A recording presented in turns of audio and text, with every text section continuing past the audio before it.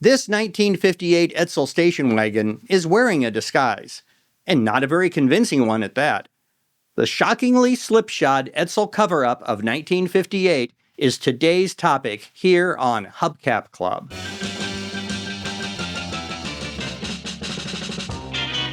The 1958 Edsel sedans, convertibles, and hardtops featured truly unique styling, easy to tell apart from other Ford Motor Company cars. You never saw a car like the 58 Edsel. Never? Never. You've never seen a car like the 58 Edsel. That's what they claimed. But let's pump the brakes for a second. If we're talking about the 1958 Edsel station wagon, and you were approaching it from the side or the rear, you absolutely had seen a car like it before. For sure, Edsel wagons shared the unusual front end design with its prominent vertical grille, but from the windshield back, this 1958 Edsel Villager is a 1957 Ford wagon wearing a disguise.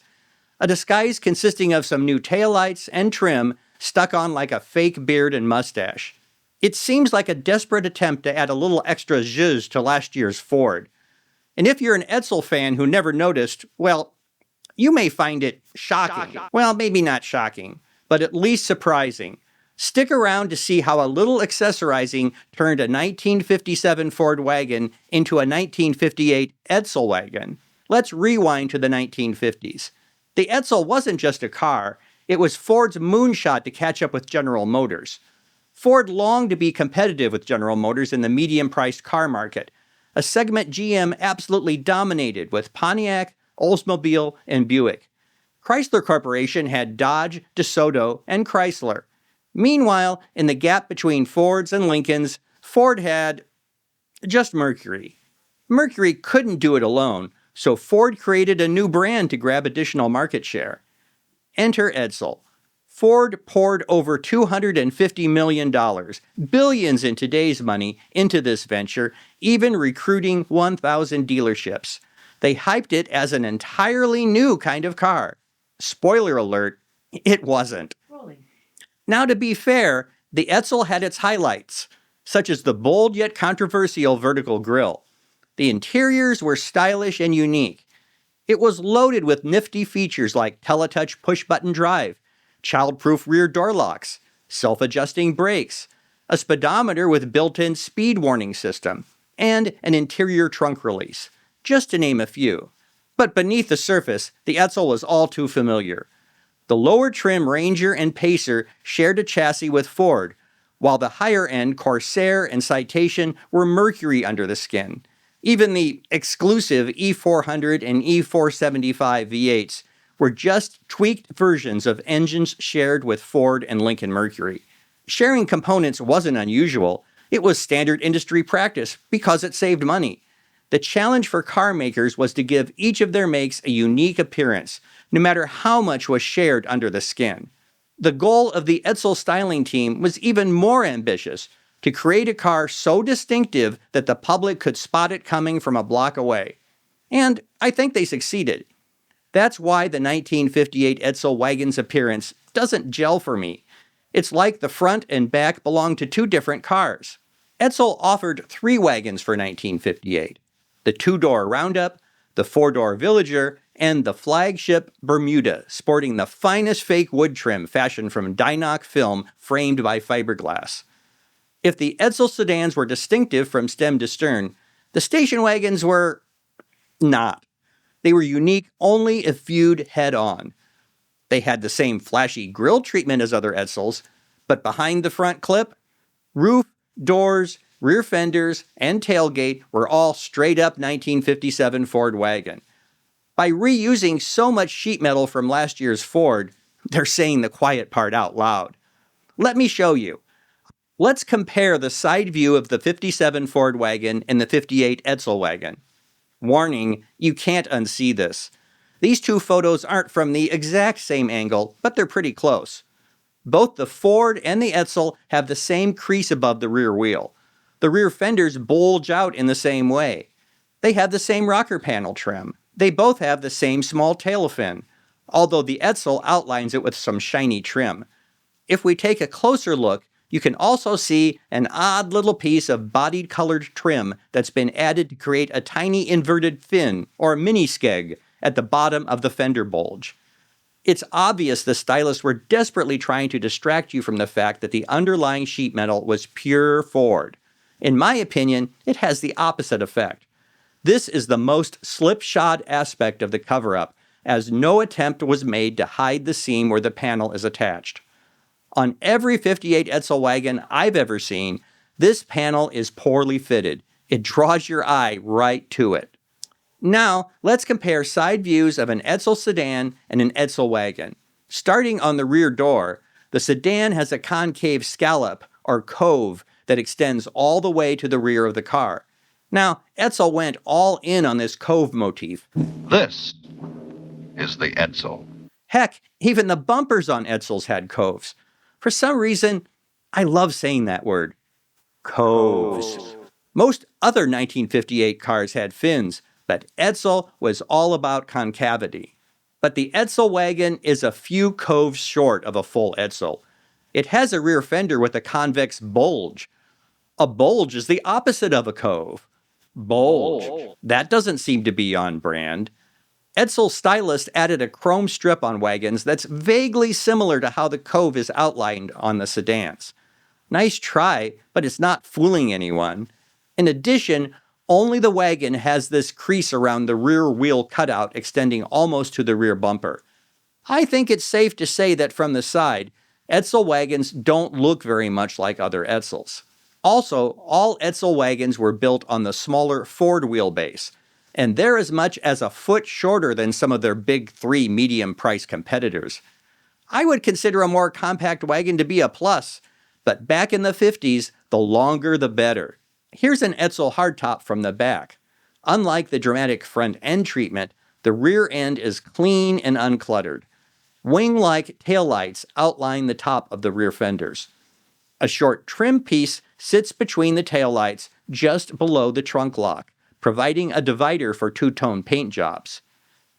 The bumper even sports the signature coves. Here's another car with the optional backup lights. For 1958, this is the epitome of styling restraint. Edsel sedans and hardtops were wild in the front, mild in the back. Kind of the opposite of a mullet. For the wagon, Edsel stylists were stuck with the 57 Ford rear fenders and tailgate.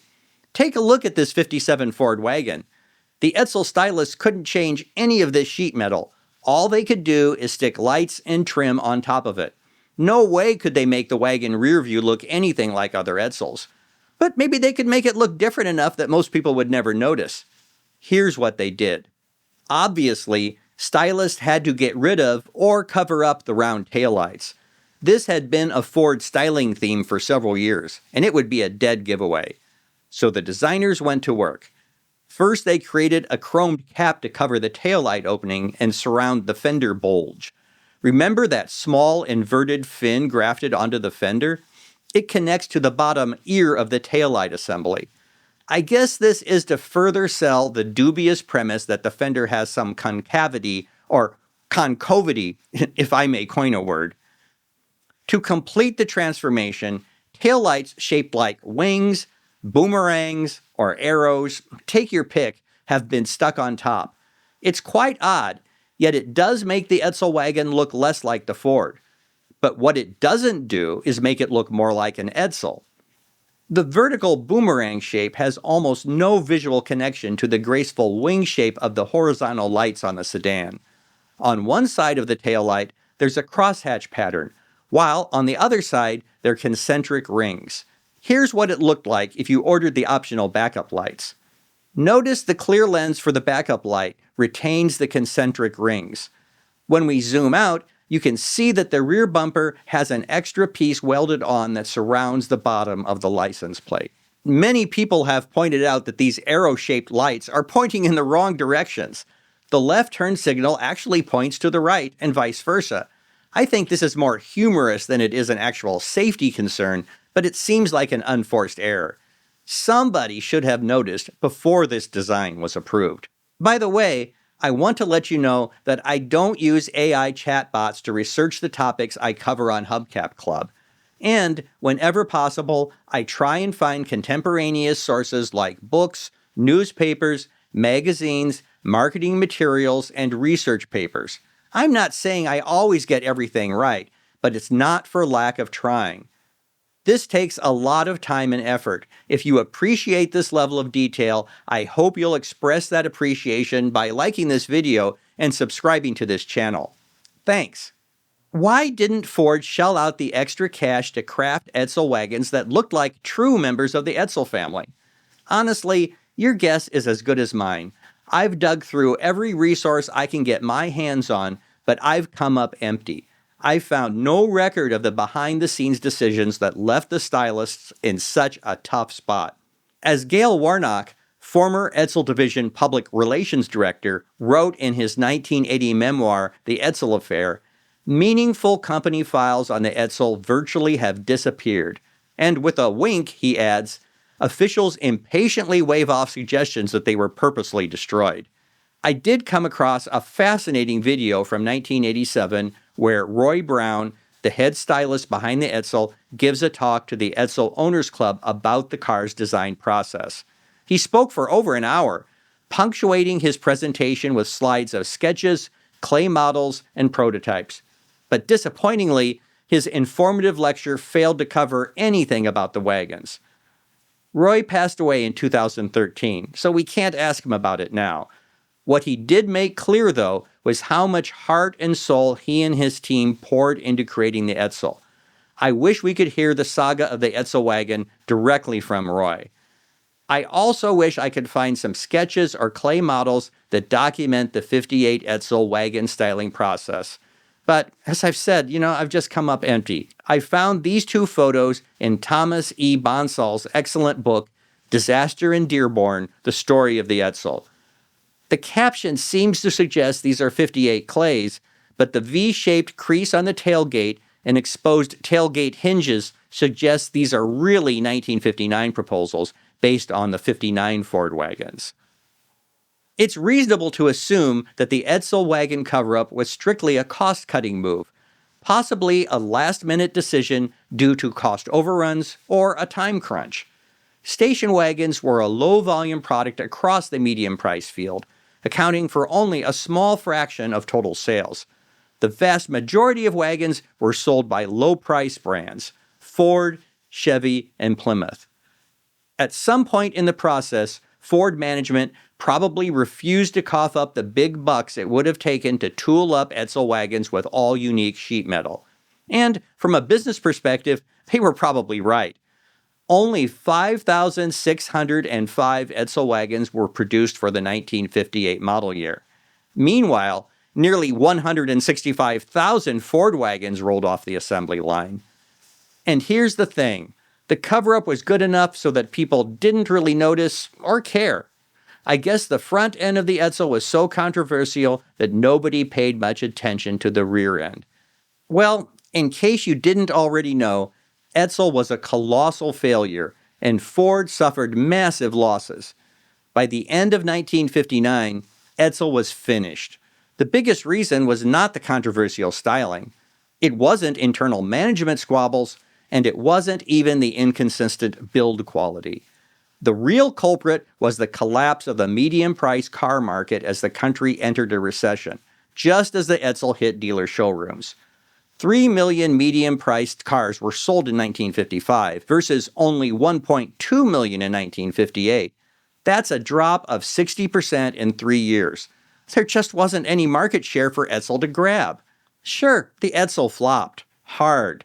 Today, it's a symbol of automotive ambition gone hilariously wrong.